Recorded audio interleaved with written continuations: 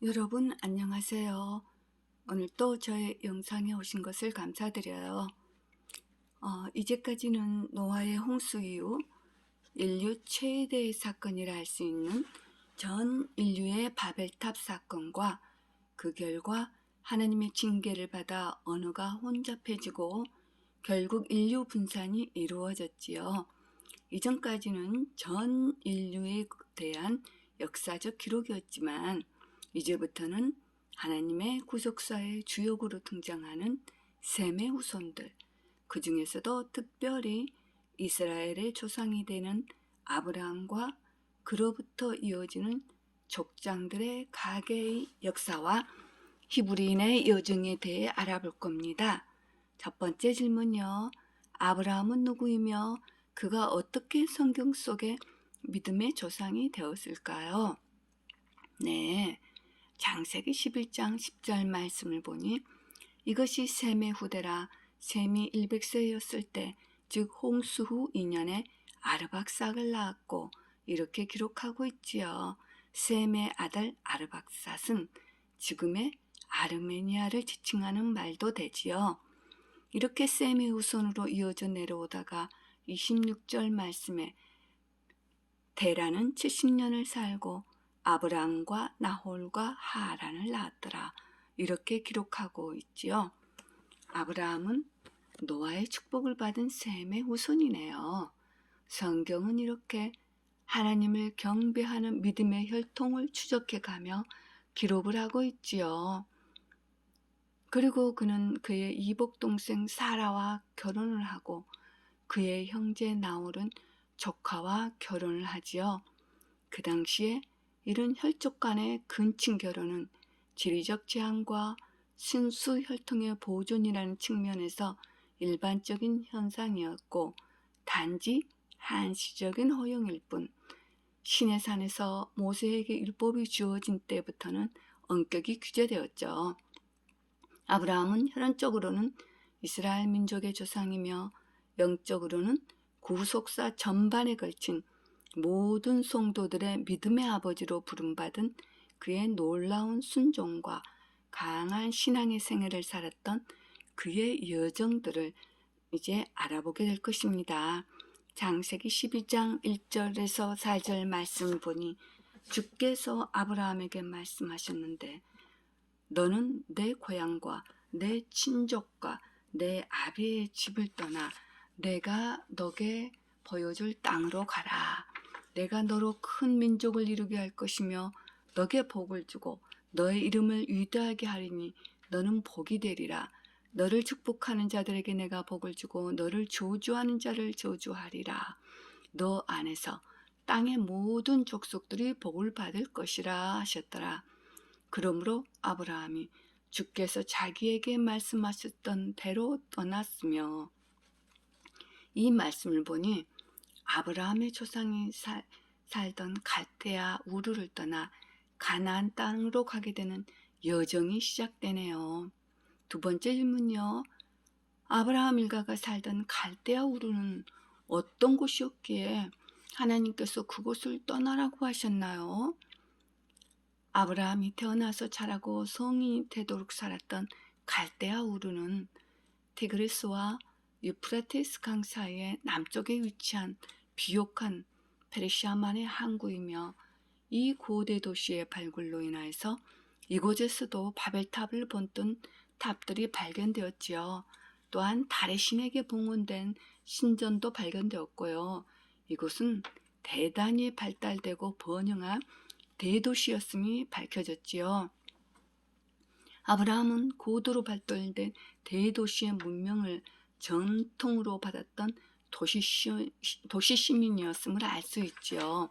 또한 갈대아란 말은 점성가, 마술사란 뜻이 내포되어 있으며 상업과 천문학, 점성술이 발달되었고 점성가들이 사회의 상류층을 형성했던 것으로 추정되며 또한 다신교적 우상숭배가 만연한 곳이기도 하지요.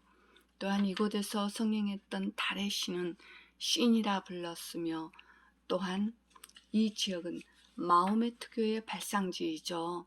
이 달신은 알라라 불러지는 신이며 또한 국기에 초승달 문양들이 있는 것을 볼 수 있을 겁니다. 이 달신은 이집트의 함의 자손에게 숭배받았으며 또한 창세기에 뱀이 처음으로 등장했던 바로 그 지역에서 종교가 발원을 하게 되지요.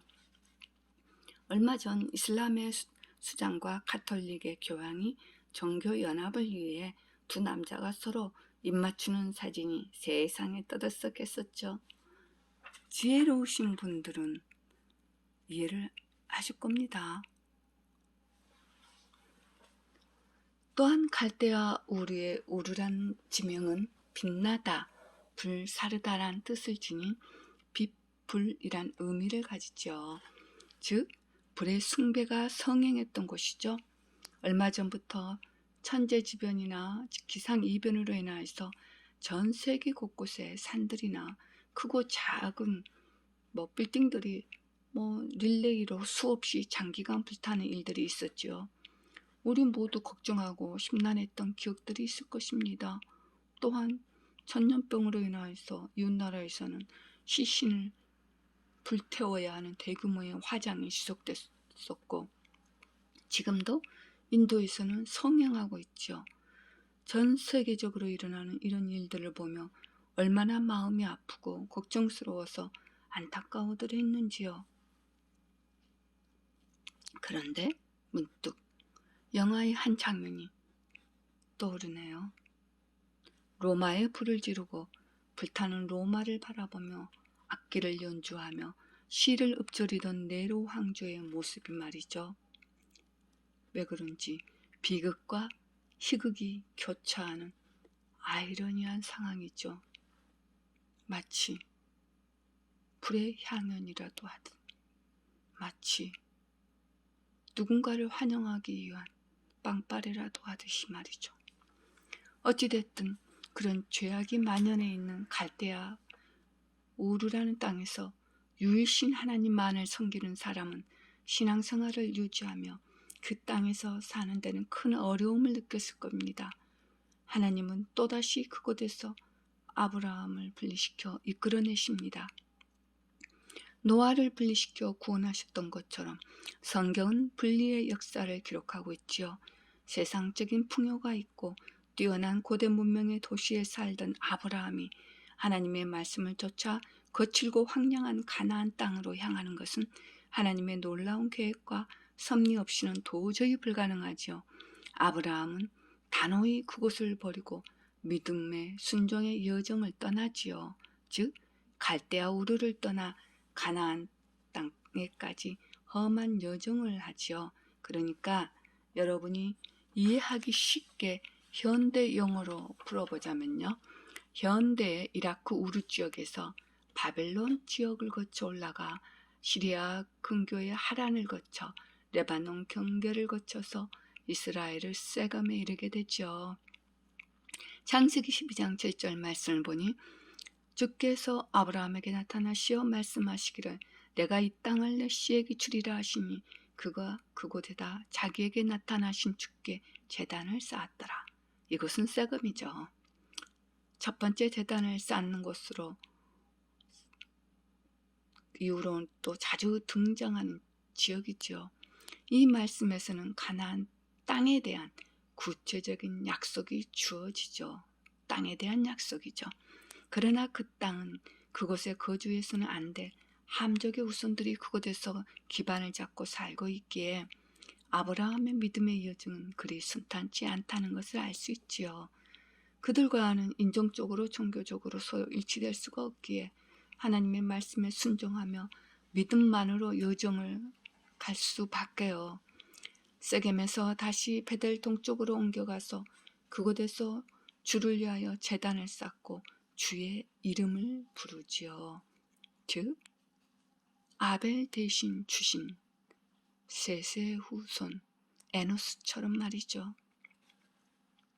이는 제단에 희생 제물을 드리고 하나님께 감사와 찬송을 올리고 경배함으로 공식적인 예배를 드렸다는 것을 말하지요. 주의 이름을 불렀다는 것은 하나님의 주권을 인정하며 그분께 영광을 돌리며 그분께 기도드리는 신앙인의 참 모습이지요. 세 번째 질문이요. 도시 시민이었던 아브라함이 거칠고 황량한 가나안 땅에서 어떻게 적응해 가는지 궁금해요.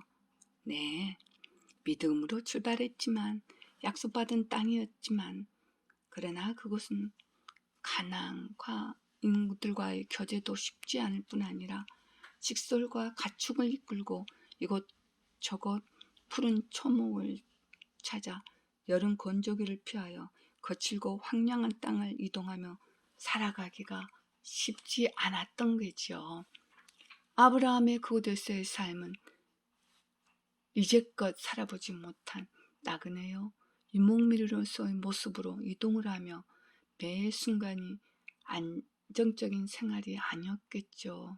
그러던 중 설상가상으로 심한 기근이 들어 일시적으로 기근을 피해 이집트로 내려가는 시도를 하게 되지요. 눈에 보이는 삭막한 현실에 눌려서 인간적인 방법으로 그 어려움을 극복하고자 아브라함이 시도한 나약한 처세술은 결국 더욱 더 큰 위기에 빠지게 되지요. 이집트는 나일강의 범람으로 형성된 비옥한 곡창지대를 중심으로 건설된 국가죠. 또한 그 나라는 함의 후손들답게 검은색에 가까운 피부를 가졌기에 셈의 후손인 연한 갈색 피부를 가진 사레의 미모가 이집트인의 눈에 특출하게 아름답게 보일 것이므로 아브라함은 자신이 처한 위험을 대비해서 아내 사레를 동생으로 속이기로 하고 이집트로 들어가는 나약하고 한심한 실수를 하게 되지요. 결국 그 땅을 치리하는 파라오의 집으로 사레는 들어가게 되고 아브라함은 사레로 인하여서 가축과 노비와 재물을 얻게 되지요. 그러나 하나님께서 이를 가만히 보고 계실 리가 없지요. 파라오와 그 집에 큰 역병과 재앙을 내리시어 사례를 보호하시죠. 예를 들자면 에스더서에서 에스더가 궁으로 들어가 기간을 두고 왕비의 간택을 받기 위해서 궁중 애법과 몸을 단장해야 하는 기간이 있었듯이 어느 왕국에서나 다 그런 절차들이 있었겠지요. 결국 아브라함은 그의 아내 사례를 되찾고 그의 식솔들과 가축과 노비와 금과 은으로 매우 부유해진 상황으로 다시 가나안 땅으로 돌아오게 되지요. 그리고 그가 처음으로 장막을 쳤던 베델에 이르러 그곳에서 다시 제단을 쌓고 희생제를 드리며 주의 이름을 부르며 하나님께 회개와 감사로 경배를 올리며 자신의 나약해진 신앙을 다시 초심으로 회복을 하지요. 성경은 이렇게 아브라함이라는 한 개인의 나약한 실수마저도 적나라하게 기록을 하고 현대를 사는 후대의 우리에게도 교훈을 주시고 계시죠. 여러분, 오늘 영상을 통해서도 아브라함의 유정 속에서 무엇을 느끼셨나요? 분명 아브라함이 삭막한 현실을 보고 믿음이 연약해져서 큰 실수를 했음에도 하나님께서는 그의 백성을 보호하시어 불신자들의 눈에 그들을 두려운 존재로 비치게 하는 하나님의 역사가 있다는 거죠. 우리의 어린아이 같은 연약한 믿음으로 판단력이 흐려져서 고통과 방황 가운데 있다 할지라도 신실하신 하나님은 반드시 경고와 책망을 하시고 주의 백성을 끝까지 돌보시고 인도하시어 하나님의 구속사의 한 면을 우리에게 보여주고 계신다는 거지요. 여러분, 우리의 믿음이 연약해져서 눈앞의 현실만을 보고 노심초사하다 판단력이 흐려져서 실수를 한다 해도 하나님은 우리의 연약함을 지켜보시며 그런 가운데서도 우리를 돌보시고 지켜주시는 하나님의 사랑과 은혜를 잊지 마시기 바랍니다. 하나님은 신실하신 분입니다. 하나님의 사랑은 흔들리지 않고 변함이 없으시나 인간이 흔들리고 요동을 할 뿐이지요. 그럼 신약 성경은 아브라함을 어떻게 말씀하고 있는지 찾아볼까요? 로마서 4장 2절의 소절 말씀을 보니 만일 아브라함이 행위로서 의롭게 되었다면 그에게 자랑할 것이 있겠지만 하나님 앞에서는 없느니라. 성경이 무엇이라고 말하고 있느냐? 아브라함이 하나님을 믿었더니 그것이 그에게 의로 여겨졌느니라. 이제 일하는 사람에게는 그 보수가 은혜로 여겨지지 않고 빛으로 여겨지지만 행함이 없어도 불경건한 자를 의롭다 하시는 그분을 믿는 사람에게는 그의 믿음이 의로 여겨지느니라. 아멘. 얼마나 놀라운 하나님의 은혜인지요. 아브라함의 연약한 믿음과 그의 실수를 왜 침묵하시고 계시면서 오히려 아브라함을 더 보살피고 돌보고 계신 것인지 이제 이해가 되시나요? 왜 우리처럼 연약하고 실수가 많고 참 부족한 자들을 사랑해 주시고 보살펴 주시는지 그 점도 이해가 되시겠죠. 또한 현대에 사는 우리 모두에게는 또한 성경은 어떻게 적용시켜 주시는지 알아볼까요? 로마서 4장 13절 말씀을 보니 아브라함이 세상의 상속자가 되리라고 하신 말씀을 아브라함이나 그의 씨에게 율법을 통하여 하신 것이 아니요 믿음의 의를 통하여 하신 것이니라. 아멘.